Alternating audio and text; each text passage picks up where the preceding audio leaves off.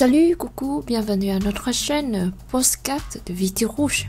Et voici la série Français en ligne. C'est pour le niveau fin 1-2 ou début B1. Cette série vous aide à découvrir quelques sites web en France et en français. Et ça vous aide beaucoup dans la compréhension écrite ou dans la connaissance de la vie en France. Xin chào các bạn đến với kênh Podcast của Viti Rouge và đây là series tiếng Pháp online. Đây là series tiếng Pháp online và series này là series dành cho các bạn ở trình độ A2, B1 thì thường là đối với các bạn ở khoảng cuối A2 và đầu B1, vừa giúp cho các bạn trong việc tìm hiểu tiếng Pháp, tìm hiểu về nước Pháp, tìm hiểu về cái cuộc sống khi đi du học và những cái website cần thiết cho cuộc sống du học của các bạn, và có thể làm quen được với một số hoạt động sinh hoạt hàng ngày có thể diễn ra trên mạng và bằng tiếng Pháp. Đồng thời thì các bạn cũng biết là trong một số các cái bài nghe thường thì ở khoảng đối với trình độ B1 thì nó sẽ có nhiều hơn giới thiệu các cái giải pháp trực tuyến, và trong đó thì các cái hình thức được thể hiện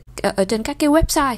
Và như vậy thì series này đồng thời cũng sẽ giúp cho các bạn nếu các bạn đang tìm một cái nguồn hướng dẫn cho việc là luyện nghe ở trình độ cuối A2 và đầu B1. Chính xác hơn thì series này sẽ tập trung cho các bạn B1 nhiều hơn, vì các bạn A2 thì có thể trong việc là tìm hiểu các website như thế này thì có thể sẽ hơi khó với các bạn về việc là cái vốn từ nó còn tương đối hạn chế. Mais en tout cas, je vous encourage de découvrir tous les sites web ou dans votre niveau, dans votre niveau de compréhension avec un grand plaisir. Donc bienvenue.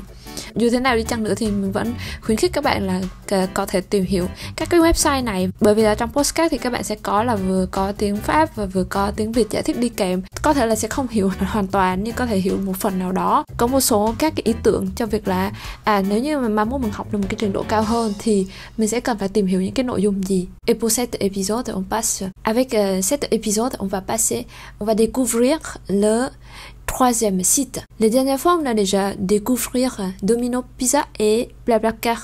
Et maintenant, c'est aussi un service très courant en France. C'est le service de partage des appartements ou de la recherche de colocation. Trong các cái tập trước thì chúng ta đã tìm hiểu một là Domino Pizza này, là việc đặt một cái món ăn ở trên mạng này. Tiếp theo là chúng ta có Blablacar là một cái dịch vụ đi chung xe này. Và các bạn thấy cái hình thức và những cái lợi ích mà cái dịch vụ đó mang lại. Còn lần này chúng ta sẽ tìm hiểu về một cái trang web để giúp mọi người chia sẻ chỗ ở và tìm bạn ở cùng nhà. Et le site c'est à partager. Cái tên của cái website này là à partager. Thì trong trường hợp này chữ app này nó giống như là app điện thoại app.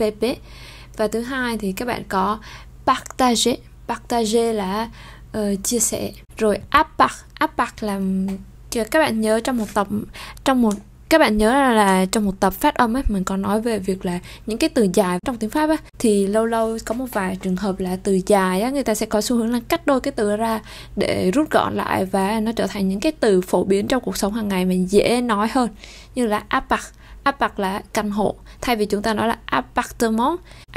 Appart là từ gọi tắt dùng trong giao tiếp hàng ngày để chỉ các cái căn hộ. Và partager như vậy là chia sẻ căn hộ. Bienvenue à la page d'accueil du site apartager.com. Các bạn thấy ở trên màn hình, và nếu không thì các bạn có thể lên Google và gõ apartager như gợi ý. Alors, bienvenue à la page d'accueil avec le slogan Trouvez votre colocation idéale. Đầu tiên các bạn vừa vào trang chủ thì các bạn sẽ thấy một dòng slogan là hãy tìm chia sẻ nhà ở đây. Des milliers de chambres à louer en France, và hàng ngàn căn phòng để cho thuê ở Pháp. Sur la barre de recherche un peu particulier avec la couleur orange et avec la question où souhaitez-vous vivre. Các bạn sẽ nhìn thấy có một cái thanh tìm kiếm và nó trông cũng hơi đặc biệt một chút, với cái nút tìm kiếm là recherche màu cam này. Và sau đó các bạn có một cái câu hỏi là où souhaitez-vous vivre? Bạn muốn sống ở đâu? Vous recherchez un locataire? Publiez votre annonce. Nếu các bạn là người đang đi tìm bạn ở cùng nhà để share phòng thì bạn hãy đăng tải cái thông tin lên đây và sẽ có publiez votre annonce. Trouvez une chambre ou trouvez des colocataires. Như vậy ở trên cái website này chúng ta có hai dịch vụ. Một là bạn là người đi tìm phòng á, chúng ta là người đi tìm cái căn hộ để ở. Trouver une chambre là đi tìm phòng. Còn nếu như trong trường hợp các bạn thuê nhà rồi, các bạn có chỗ ở rồi và các bạn mà đang muốn tìm người khác ở cùng để chia sẻ bớt cái tiền nhà, thì như vậy thì các bạn là trường hợp thứ hai là màu xanh á, là trouver des colocataires. Voilà. Donc maintenant vous avez déjà une chambre et vous publiez votre chambre.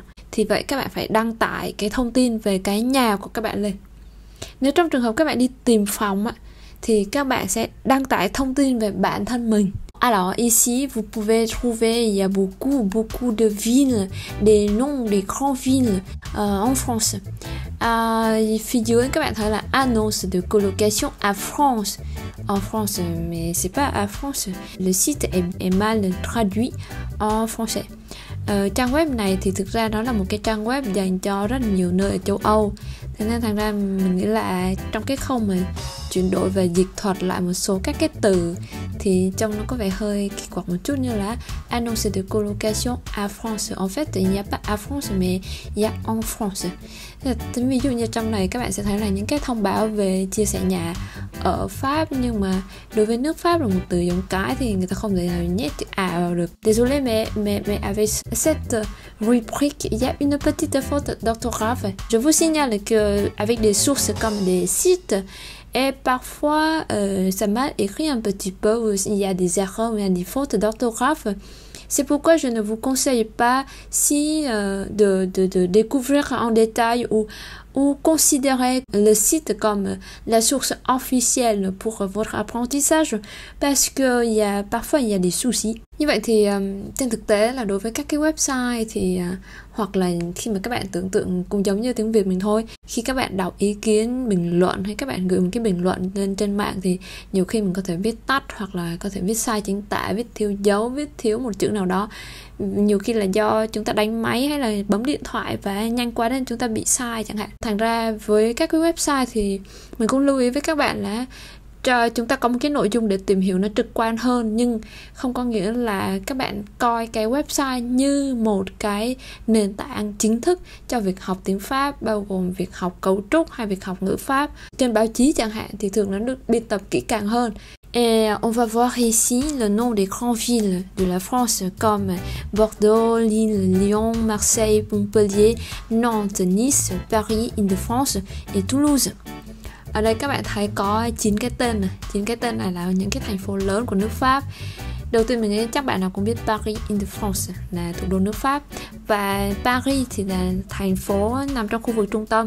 Île-de-France là nguyên cả cái vùng, những cái chỗ lân cận của Paris nữa. Thì như vậy thì nó sẽ trở thành một cái phạm vi tìm kiếm khá là rộng. Tiếp theo thì các bạn có Lyon. Lyon là một thành phố mà khá gần với lại thành phố Geneva của Thụy Sĩ. Lille c'est une ville au nord de la France. Lille là một thành phố ở phía Bắc. Marseille, Montpellier, Nice, Toulouse et Bordeaux se trouvent dans le sud de la France. Marseille, Nice và Toulouse thì nó là những cái thành phố ở miền Nam nước Pháp. Đó cũng là những cái thành phố rất là lớn và được nằm ở trong các cái bảng xếp hạng dành cho, gọi là thành phố dành cho các sinh viên đó.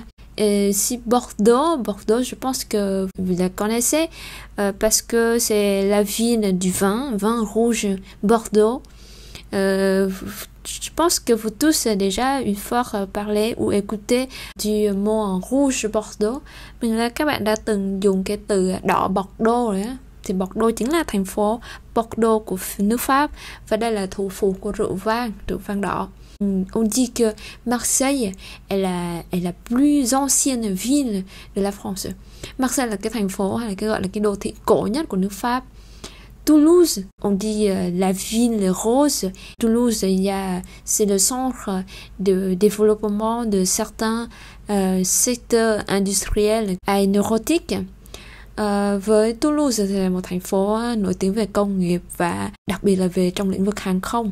Nice est une ville touristique avec la promenade des Anglais ou le carnaval de Nice chaque année. Nice là một thành phố cũng nằm ở phía nam và là một thành phố nổi tiếng về du lịch và có chẳng hạn như là đại lộ Promenade des Anglais. Et Montpellier, rồi các bạn có Montpellier. Peut-être si vous regardez comme 502 € à Bordeaux, 476 € à Lille ou 451 € à Lyon ou 447 € à Marseille, 484 € à Montpellier, 432 € à Nantes et 507 € à Nice, 599 € à Paris ou 428 € à Toulouse. Donc avec l'idée des un prix moyen, donc vous avez l'idée ça coûte combien, quelle ville, c'est une ville abordable ou une ville plus comment dire une ville qui se trouve dans notre moyen. Khi mà các bạn nhìn vào các cái số chỉ đây là cái mức giá trung bình của cái việc chia nhà, xây nhà ở các cái thành phố này và được đề xuất một cách đại diện ở trên website từ 500, 599, rồi 400, 428, 447, 432. Các bạn có thể định hình được là đâu là một số các cái thành phố mà người ta gọi là đắt đỏ của nước Pháp, rồi cái khu vực nào thì hợp lý. Nếu các bạn có ý định du học ở các cái thành phố này thì các bạn cũng định hình được một cái mức chi tiêu ít nhất là về nhà cửa nó tương đối hợp lý hơn và có một cái lựa chọn cân nhắc tốt hơn cho mặt tài chính của các bạn. Và ngoài ra thì các bạn có thể dựa vào cả cái nền tảng phát triển dịch vụ công nghiệp ở các cái thành phố để có sự cân nhắc. Donc normalement avec Paris, donc tout le monde connaît Paris et Paris c'est le centre économique, la ville la plus importante de la France. Thường thì tất nhiên rồi, Paris thì ai cũng biết và Paris được xem là thành phố trung tâm kinh tế, rồi thành phố quan trọng nhất của nước Pháp. Mais peut-être vous pouvez considérer Lyon comme la capitale des Gaules où il y a des centres industriels, surtout pour certains métiers ou certains secteurs. À Lyon, il y a aussi des centres d'éducation de bonne qualité. Lyon thì cũng là một cái thành phố mà về mặt phát triển thì có thể tạm nói là đứng thứ hai nước Pháp sau Paris, phát triển những cái dịch vụ như là về giao thông này, hoặc là ví dụ như có một số trường sẽ tùy vào việc là các bạn lựa chọn thành phố với cái tiêu chí gì và cho trình độ nào. Cái mức chi phí nó là một phần trong các cái quyết định của mình, rồi cái cuộc sống con người. Nhưng mà quan trọng ví dụ như là về một số các cái ngành học, đặc biệt là khi các bạn lựa chọn master chẳng hạn, thì cái việc thành phố nó không quyết định tất cả, và thường là cái ngành học các bạn nó sẽ quyết định là mình nên chọn thành phố nào. Vous avez aussi quelques exemples des personnes, des jeunes qui publie une annonce de recherche de chambre, et c'est-à-dire elle voudrait devenir votre colocataire.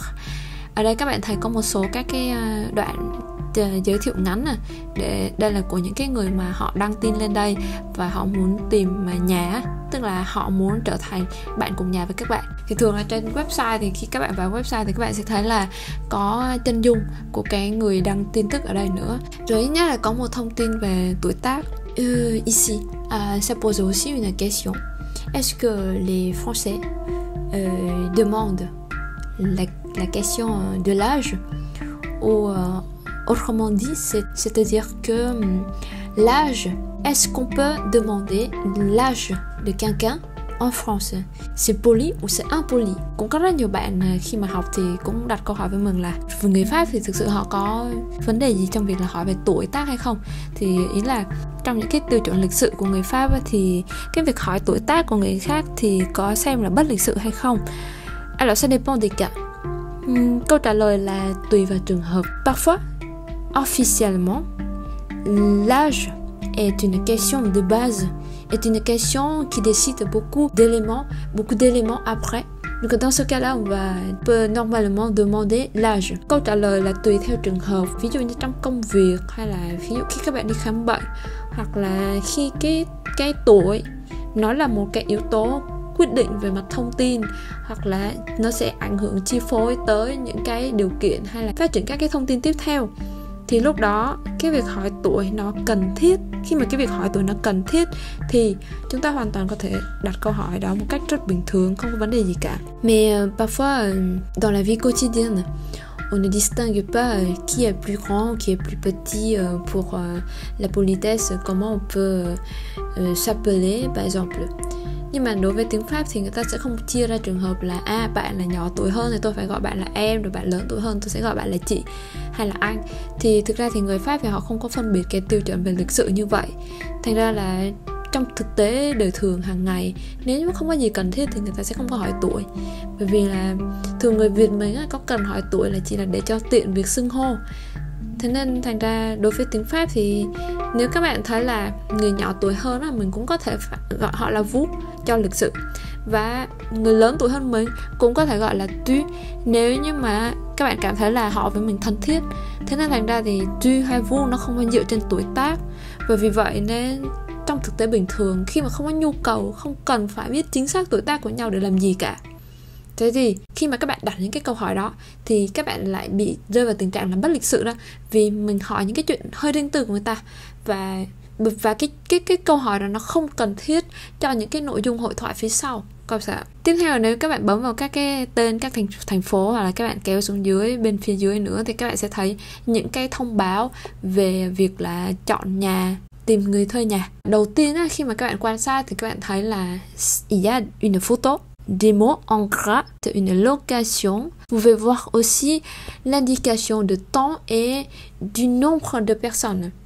Et aussi des critères de membres qui peut accéder à ce type d'information. Các bạn quan sát ở trên một cái banner để nhìn thấy việc là một cái thông tin đăng tải về việc là cho thuê nhà nó sẽ như thế nào. Các bạn sẽ thấy là đầu tiên là một cái hình về căn hộ hay là phòng, và các bạn có một cái mức giá phía trên rồi. Rồi các bạn có một dòng in đậm. In đậm thì nó cho người mình biết là có thể là loại nhà này, có thể là cái vị trí của căn nhà này, hoặc là vị trí của căn phòng ở trong một cái căn hộ này. Các bạn có những cái thông tin nhỏ về địa điểm. Rồi các bạn có một cái định vị chính xác về cái nhà đó, chẳng hạn như ở quảng trường nào hay đại lộ nào. Tiếp theo các bạn có một cái thông tin về mặt thời gian, nhà này sẽ trống vào ngày nào và cần tìm bao nhiêu người chẳng hạn. Còn một cái thông tin quan trọng nữa liên quan đến việc là phân loại những cái thành viên ở trong website. Có một số các cái nhà thì các bạn phải là một số các cái thành viên, mà ví dụ thành viên VIP thì các bạn đọc được cái thông tin, thì các bạn đọc được, xem được hình của cái nhà đó, nhưng mà các bạn không thể liên lạc được với cái người chủ nhà, vì các bạn sẽ phải trả thêm một cái khoản phí thì mới truy cập được cái thông tin liên lạc của người chủ nhà. Je prends un exemple des informations d'une chambre. Bây giờ mình sẽ lấy cho các bạn một thông tin chi tiết, ví dụ về một căn phòng mà chúng ta có thể thuê này. Ở đây thì một cái chambre à louer, một cái phòng cho thuê một cách đơn giản. À propos de la colocation, appartement dispo 1 simple, 2 mois minimum, meublé, wifi, 3 chambres totales, une salle de bain disponible maintenant et TV. Đầu tiên thì các bạn thấy là dưới cái dòng in đậm thì các bạn thấy có cái tên đường, và cái thông tin này nó đã được đăng từ cách đây bao lâu. Còn liên quan đến căn hộ thì các bạn thấy là bên cạnh cái logo này các bạn có số các cái thông tin chi tiết. Đây là căn hộ. Cái căn hộ này sẽ có 3 phòng tất cả. Căn hộ này thì chỉ có một phòng trống cho một người và một phòng đơn. Ở đây điều kiện để họ đồng ý cho bạn thuê là ít nhất là 2 tháng. Rồi nhà đã có trang bị nội thất, meublé, có wifi, có wifi, có một nhà tắm thôi, une salle de bain. Và thời gian mà bạn có thể vào ở là disponible maintenant, tức là nhà đã trống từ bây giờ, và nhà có TV.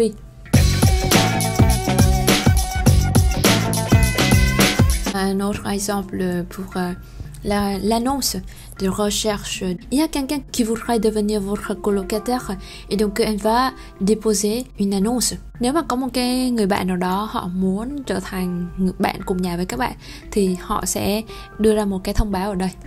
Par exemple, Eleonore, femme, 22 ans, étudiant, recherche maintenant, posté il y a 2 heures.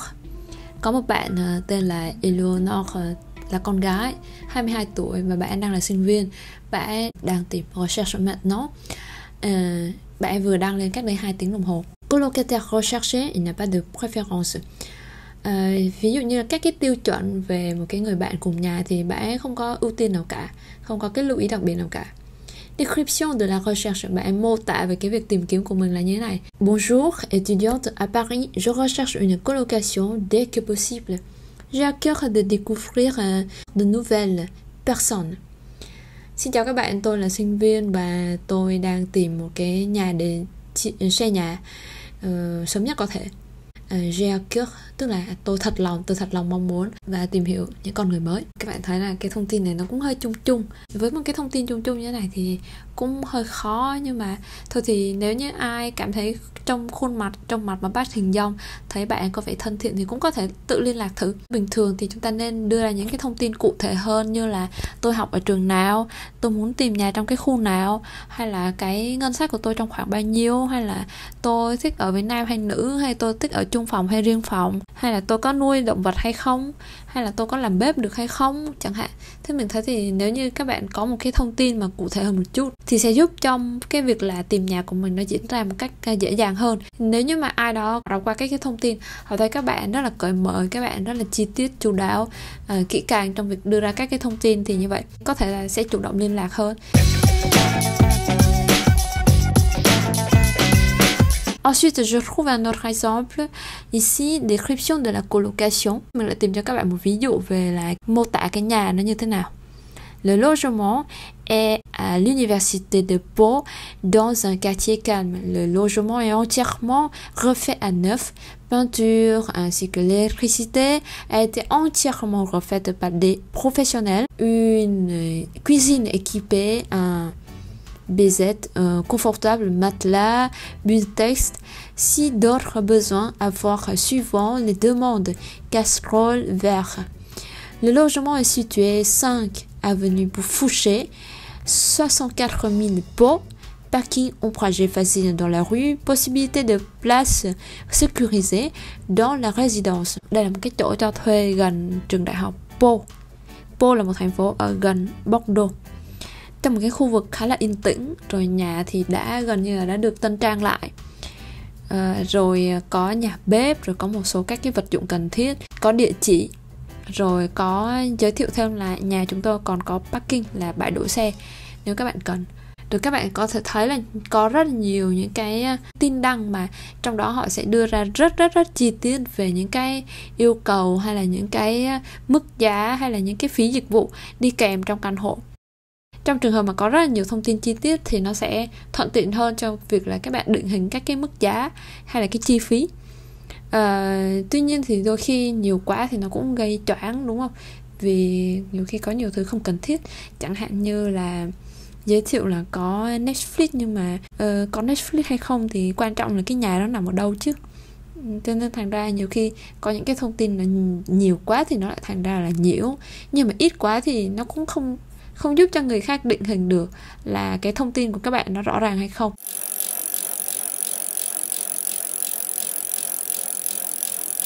Nếu các bạn tìm được nhà rồi và muốn tìm người thuê cùng chẳng hạn, thì các bạn sẽ điền vào một số các cái bảng. Trong trường hợp các bạn bấm vào cái nút là Publier votre annonce, trong trường hợp là các bạn bấm vào cái nút là đăng thông tin á, thì các bạn sẽ thấy cái bảng như thế này. Bảng này thì các bạn có thể vào xem kể cả là chưa đăng ký thành viên. Alors votre logement, donc type de logement comme appartement, maison ou studio. Appartement là căn hộ, giống như là ở chung cư á, thì các bạn sẽ có là một căn bên này, căn bên kia và nhiều tầng, nhưng mà các bạn không có sở hữu nguyên cái nhà đó. Rồi maison là căn nhà thì tức là nhà ở dưới mặt đất. Các bạn để ý nha, maison là ví dụ như nhà các bạn là ở số 99 đường Nguyễn Trãi, đó là nhà maison. Nhưng appartement thì không thể nào chỉ một cái căn nhà như vậy được.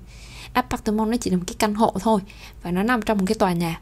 Studio c'est-à-dire que une petite chambre équipée de toilette ou de la cuisine. Studio thì thường các bạn tưởng tượng nó như là một cái căn hộ mà khép kín, chỉ có một phòng thôi, và cái phòng đó vừa có bên cạnh là toilet, rồi một chỗ bếp, rồi thì các bạn tưởng tượng nó như một cái phòng khách sạn mà phòng đơn khép kín á. Thì các bạn thấy là đối với studio thì thường nó dành cho một người hoặc là có thể là 2 người, tùy vào cái diện tích. Nhưng mà thường mình sẽ thấy là đối với studio thì các bạn Pháp thì các bạn sẽ ở một mình, nhưng mà với các bạn Việt Nam thì có thể ở 2 người chẳng hạn. Nombre de chambres total, nombre de salles de bain, nombre de chambres à louer. Các bạn sẽ cung cấp 3 thông tin là tổng số phòng ngủ trong căn hộ, tiếp theo là số phòng tắm, số phòng mà các bạn muốn cho thuê. Commodité, télévision, parking, jardin, terrasse ou balcon, concierge, gym, ascenseur, wifi. Trong nhà mình có tivi chưa, có bãi đỗ xe không, có vườn không, có sân ban công không, có cái người gác cổng hay không, có phòng gym hay không, có thang máy hay không, và có mạng wifi chưa. À propos de la chambre, vous allez donner le loyer mensuel en euros, charges non incluses, et type de chambre, surface de chambre, aménagement ou date de disponibilité. Như vậy các bạn sẽ có thêm một số các thông tin như là mức giá này, rồi cái loại phòng, đây là phòng đơn, phòng đôi hay là cái phòng partagé. Nhiều khi là nó không phải là một cái phòng riêng, mà ví dụ có thể là nó là một cái không gian mà kiểu mọi người có thể dùng chung nữa. Diện tích, rồi sắp xếp ở trong căn hộ thì có nội thất hay không có nội thất, meublé ou non meublé, avec salle de bain privé ou non, có phòng tắm riêng hay không, phòng có thể cho thuê vào bắt đầu từ ngày bao nhiêu, rồi durée minimum en mois, cái thời gian tối thiểu trong việc thuê nhà là bao lâu, thì thường là sẽ là tháng hay là không yêu cầu. Rồi colocataire actuel là cái số lượng người đang ở cùng hiện tại. Votre colocataire idéal, donc on va préciser par exemple le sexe, situation professionnelle ou à partir de quel âge jusqu'à quel âge. Ổn nhất thì đầu tiên là cho biết là giới tính, homme, femme ou peu importe, là nam hay nữ hay là không quan trọng. Situation professionnelle, vous êtes étudiant, salarié ou peu importe. Về tình trạng công việc thì các bạn đang là sinh viên, các bạn là người đi làm, hay là cái tiêu chí đó cũng không quan trọng, ai cũng được, không quan trọng. Và cuối cùng là tuổi, từ bao nhiêu đến khoảng bao nhiêu tuổi. Ensuite, vous allez remplir votre profil, c'est-à-dire vous êtes colocataire, propriétaire ou agence immobilière. Trong trường hợp đối với website này thì các bạn có thể là các bạn là người đang thuê cùng nhà với ai đó, hay là bạn là người sở hữu nhà propriétaire, hay là bạn là những cái trung tâm mà tư vấn dịch vụ bất động sản cho thuê nhà. Thì các bạn phải giới thiệu là họ tên và số điện thoại. Prénom, nom et téléphone. Các bạn lưu ý là prénom là tên, còn nom là họ. Như vậy giả sử các bạn tên là Nguyễn Văn A thì prénom là Văn A và nom là Nguyễn. Còn nếu trường hợp là họ nhà mình là Nguyễn Văn thì các bạn sẽ viết là Nguyễn Văn là nom. Il faut faire attention, c'est à l'inverse par rapport à l'ordre du vietnamien. Thì các bạn thấy là trong trường hợp này các bạn nên chú ý về việc là ghi chú prénom hay nom ấy thì nó hơi ngược so với lại cái tên của người Việt. Còn người Tây thì là tên thì nằm đằng trước, họ nằm đằng sau. Nếu các bạn không có muốn là cho người khác thấy cái số điện thoại thì các bạn có thể tích vào cái ô là je ne souhaite pas que mon téléphone ne soit visible.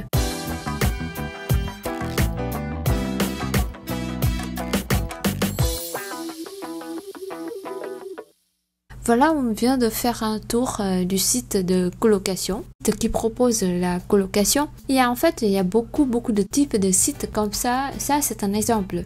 Donc, ce n'est pas d'appel de chercher sur juste un seul site, mais l'organisation ou les démarches sont presque la même chose. Các bạn hình dung là sẽ không nhất thiết là chúng ta phải đi tìm nhà trên cái website này. Nhiều khi nó còn phụ thuộc vào ngân sách tài chính và cái nhóm khách hàng mà định hướng của các cái website nó là gì nữa. Thế nên thành ra trong trường hợp là có một số trang thì nó chỉ dành riêng cho sinh viên, hoặc là cũng có một số các cái trang web của các cái trường đại học ở trong một campus thì thường nó cũng có những cái thông tin mà đi tìm bạn ở cùng phòng như thế này. Đối với cái website này chúng ta chỉ lấy ra một cái ví dụ để các bạn hình dung được là cái việc mà đi vào tìm hiểu một cái trang web, tìm nhà, tìm bạn, share nhà thì nó sẽ như thế nào, nó có những cái hình thức đề xuất như thế nào và các bạn cần phải làm gì ở một cái website như vậy. Đọc qua những cái website này thì nó sẽ giúp cho các bạn trong việc là nếu đi thi mà gặp một cái đề là bạn hãy viết một cái thông báo tìm bạn cùng nhà thì các bạn có thể viết được đúng cách, đưa ra những cái thông tin phù hợp. Merci de votre attention pour cet épisode. On va chercher dans les prochaines fois d'autres sites. Cảm ơn sự theo dõi của các bạn và hẹn gặp lại các bạn trong các tập tiếp theo. Au revoir.